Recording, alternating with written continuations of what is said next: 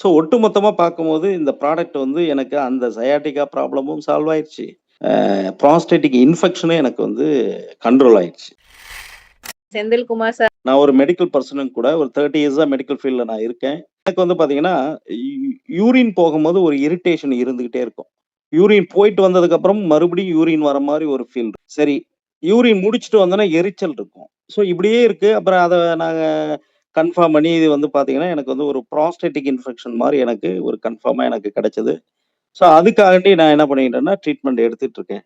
அப்ப இவரு குடுத்த இந்த ப்ராடக்ட் வந்து பார்த்தீங்கன்னா, இப்ப ஒரு 9 டேஸ் ஆகுது. இப்ப ரெகுலரா நான் எடுத்துக்கிட்டு வரும்போது பார்த்தீங்கன்னா, எனக்கு இன்னொரு ப்ராப்ளமும் கூட பார்த்தீங்கன்னா, அந்த சயாட்டிகா பெயின் எனக்கு இருக்கும். காரணம் என்னன்னா, ஒரு நாளைக்கு 4 ஹவர்ஸ் நான் வந்து பஸ்ல டிராவல் பண்ணிட்டு இருக்கேன். இந்த 2 ப்ராப்ளமும் எனக்கு கொஞ்சம் ஹெவியா இருந்தது. அப்ப இந்த யூரின் போகக்கூடிய அந்த பிரச்சனை வந்து பார்த்தீங்கன்னா, எனக்கு படிப்படியா வந்து குறைஞ்சத, இப்ப ஒரு 2 நாளா என்னால வந்து கவனிக்க முடிஞ்சது.